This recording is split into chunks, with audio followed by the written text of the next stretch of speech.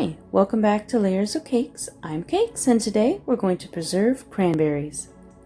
Today I'm going to use 2 packages of 32-ounce cranberries, washed and sorted. You want to make sure to take out all the cranberries that have blemishes or are rotting.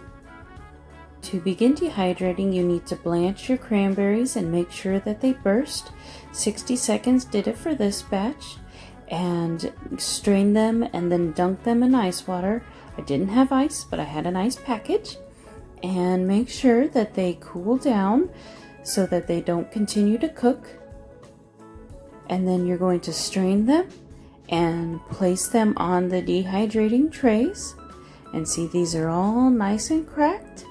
And some of them did not crack, though. You can see 2 that did not crack on that spoon. Make sure to use that plastic tray. When they dehydrate, they will fall through, so it helps clean up. And spread them out, and there you go. It takes about 24 hours to dehydrate the cranberries. This is the recipe I used for cranberry sauce.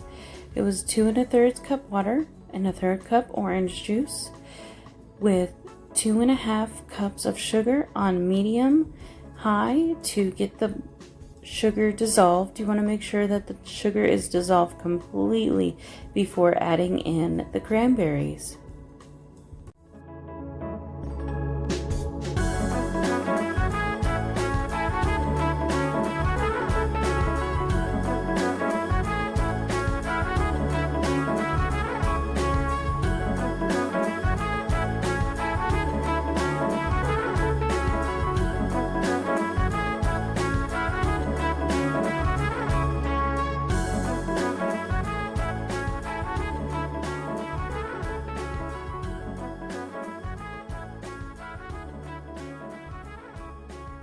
Now that the sauce is boiling and the sugar has dissolved, add your cranberries into them. Make sure that they are washed and taken out the bad berries. And you're going to bring it back up to a boil. And you do want to keep an eye on this. Don't go far from your cranberries. And you'll start to see them pop and crack and break down. You do not need pectin. Cranberries have natural pectin, so they will naturally thicken as you cook them.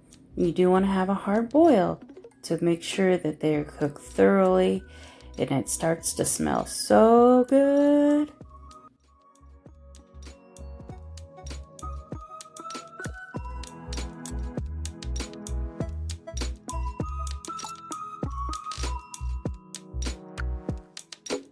So this is about 15 minutes later, and you can see it's thickened up very nicely and all the pectin has been released.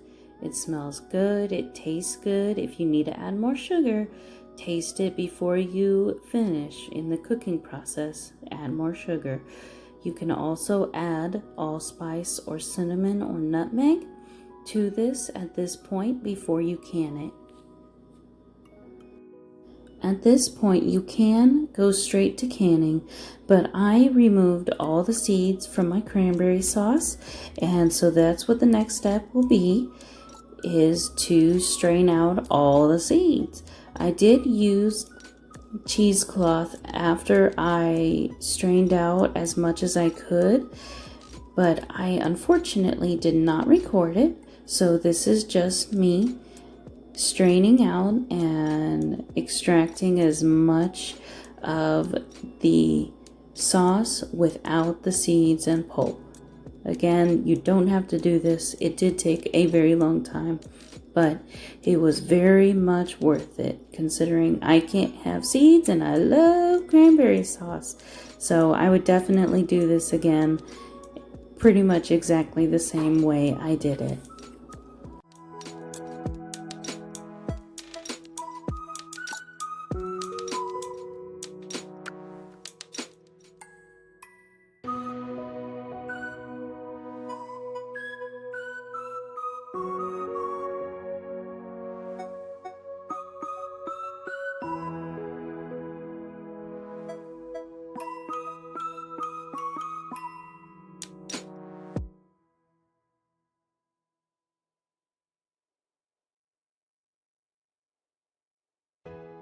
This mess is all the pulp and seeds that I removed. It was a ton of seeds. And now I'm ready to can. I am not going to show you how I canned, considering I've done a lot of videos on canning, but this is the end result. So I processed it for 15 minutes and I got 2 8-ounce jars and 1 16-ounce jar of the cranberry sauce and 2 16-ounce jars of dehydrated cranberries. I am so excited to have this on my shelf.